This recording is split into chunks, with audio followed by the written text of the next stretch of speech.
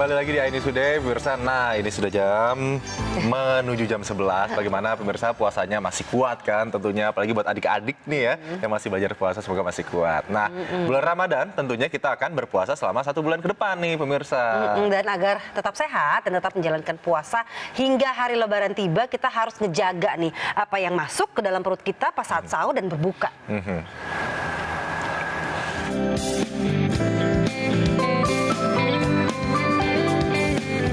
Saat berpuasa, warga muslim di Indonesia setidaknya dituntut untuk tidak makan dan minum selama kurang lebih 12 jam sehari. Agar puasa berjalan dengan lancar, orang yang berpuasa diharapkan tidak makan secara sembarangan saat memasuki waktu buka puasa ataupun saat sahur tiba. Meskipun mengenyangkan, ada beberapa jenis makanan dan minuman yang jika dikonsumsi berlebihan akan berdampak buruk pada kesehatan selama berpuasa.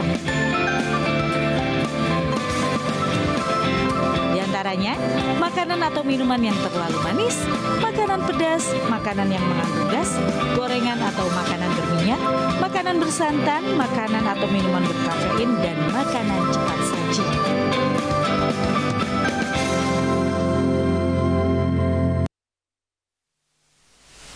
Waduh, itu dia tadi ada es teh manis, ada gorengan, sebelumnya juga ada kurma ya. Tahan. Belum waktunya berbuka, Aldi. Emang Tapi itu paling enak sih. makanan-makanan itu emang enak banget ya untuk berbuka puasa. Apalagi kalau misalnya kita di pasar puasa, pasar Ramadan gitu kan banyak banget sajiannya. Kita tinggal pilih mau gorengan apa, mau minuman manis apa gitu ya. Apalagi dinginnya es tehnya ya. Apa memang nggak boleh nih sama sekali minuman dan juga makanan yang seperti itu. Kalau kita bingung, kita langsung aja yuk tanya ke dokter yuk. Nih ada ahli gizi masyarakat Dr. Tan Shot Yen. Selamat pagi. Hai, selamat pagi teman-teman semuanya. Terima kasih. Dok, gimana nih dok? Boleh nggak sih sebenarnya buka dengan yang manis-manis seperti kita bilang itu? Es teh manis, terus goreng-gorengan. Itu kan menu paling populer ya. Gini, kita letakkan dulu makna puasa sesungguhnya ya. Sebetulnya orang puasa tuh buat apa sih? Itu penting ya. Jadi puasa dengan manajemen beda dengan puasa dengan deretan kecanduan. Itu yang penting ya. Jadi orang puasa itu ya puasa. Puasa itu kan menyedikitkan makan. Puasa itu bukan berarti lalu kemudian membuat kita jadi makan semaunya, bikin daftar kira-kira apa yang udah lama nggak dimakan begitu ya. Jadi biasanya kalau minggu-minggu pertama sih orang-orang kita tuh kalau masih puasa ya masih lumayan lah minimal sahur. Nah yuk kita ngomong tentang sahur, berbuka atau takjil, lalu dengan makanan yang bisa kita konsumsi setelah berbuka ya. Jadi yang pertama yang perlu saya tegaskan adalah orang berpuasa itu hukumnya memang wajib sahur ya. Nah sahur itu bukan cuma sekedar membuat kita punya tenaga, tetapi sahur itu juga bisa mempertahankan kita bisa istilahnya tuh hanya kita punya bekal. Karena orang kalau sahurnya ngaco tentu bakalnya cepat habis. Contoh sahur yang ngaco misalnya, biasanya kalau minggu pertama masih bagus nih, minggu kedua udah mulai cuman makan nasi ya, mulai buka tutup kaleng ya, kaleng abon, kaleng kering tempe, buka toples ya kan. Sama. Nanti minggu ketiga udah mulai lupa sahur, skip ya karena ketiduran, capek. Nah yang kayak gitu tuh kan nggak boleh. Jadi orang puasa itu insya Allah bisa mempertahankan persistensi dan konsistensi. Jadi sahur yang benar, kita punya yang namanya konsep ini agak sedikit blur ya. Oke, kita punya konsep yang namanya isi piringku. Nah ini kelihatan banget. Nah konsep isi piringku ini bukan teori nih. Isi piringku ini mengandaikan bahwa kalau seandainya sahur, Anda separuh dari piring Anda isinya sayur dan buah, lalu kemudian separuhnya lagi isinya makanan pokok dengan lauk ya, maka insya Allah sampai zuhur itu nggak lapar tuh. Ya, nah banyak orang tuh suka salah sangka, dia pikir makan nasi yang banyak, kasih roti, kasih susu, ditambah dengan bakmi. Itu malah ngaco. 2 jam kemudian hilang semua. Karena apa? Kurang serat. Nah serat itu justru akan mempertahankan kondisi pencernaan itu berjalan dengan lebih lambat. Itu penting ya. Lalu kemudian ya itu berbuka ya, tadi kan ada gambar macam-macam ya, segala macam, nggak masalah sih, apalagi ini belakangan ini mulai panas ya. Berbuka itu kan kalau mau mengikuti sunnah Nabi sederhana ya, nggak usah ada jajanan satu meja, betul apa enggak?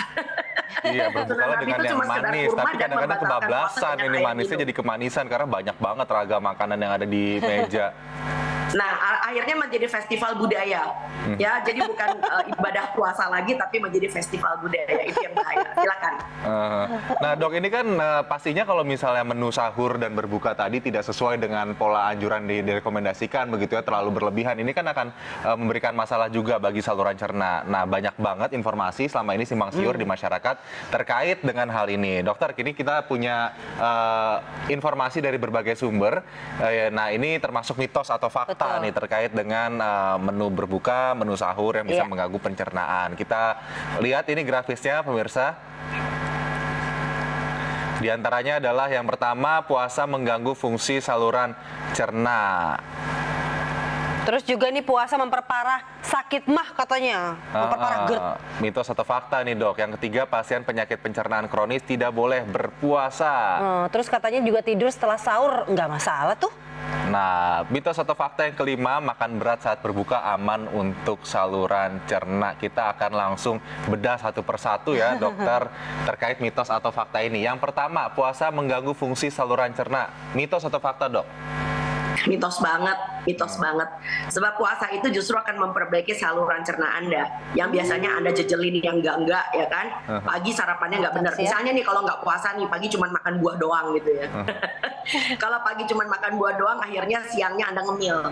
Dan ngemilnya tuh pasti nggak bener gitu. Jadi Nggak ada orang mitos, karena puasa ini bagus untuk Jadi saluran puasa pencernaan itu justru kita. mengatur disiplin makan. Dengan disiplin makan, maka kita mempunyai pencernaan yang istilahnya timely. Timely itu artinya berjalan sesuai dengan aturan waktu gitu ya. Karena Anda berhenti makan. Makanya kemudian ajaran agama itu berlaku banget. Makan sebelum kenyang, makan sebelum lapar, berhenti sebelum kenyang. Nah, itu berlaku di dalam kaidah puasa. Jadi menyedikitkan makan itu justru membuat Anda punya gen sirtuin. Nah, ini edisi baru nih. Sebetulnya nggak baru-baru banget sih, di Jepang udah puluhan tahun mereka meneliti gen sirtuin itu bekerja. Dan gen sirtuin itu adalah gen yang membuat kalian menjadi awet muda. Oke, Dok, kita masih punya mitos fakta selanjutnya nih, Dok. Boleh, silahkan dia selanjutnya. Yang kalau tidur, Dok, ini nih menarik banget nih, nomor 4. Tidur setelah sahur nggak masalah tuh. Mitos Kan atau tidurnya fakta? orang puasa itu ibadah ya katanya. Iya, masalah atau tidak, masalahnya adalah demikian. Kalau orang perutnya kenyang, lalu kemudian dia rebah, ya generasi rebah nih, maka kemudian makanan yang sudah ada di lambung berisiko untuk reflux. Makanya ada istilah esophageal reflux disease ya, atau GERD. Ya, GERD itu adalah ketika klep. Nah, itu klep antara saluran cerna yang namanya tenggorok apa kerongkongan ya? Kerongkongan ya. Kerongkongan itu dengan selambung itu menjadi terdesak dengan makanan yang ada di lambung ya. Nah, sunatullahnya itu kan yang disebut dengan makanan itu kan dari esofagus turun ke gaster ya.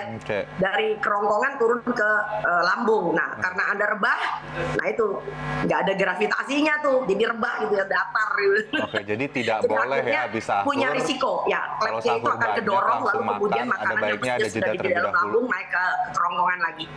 Oke. Baik, Dok, Berikutnya. harusnya ada jeda terlebih dahulu ya, Dokter Tas, setelah sahur kalau misalnya terlalu banyak ya. Siap. Terima kasih Dokter Tan atas insight-nya. Semoga lancar puasanya ya. Terima kasih, Dok. Selamat bertugas kembali. Salam sehat selalu. Selamat berlibur. Karena lo Sama-sama.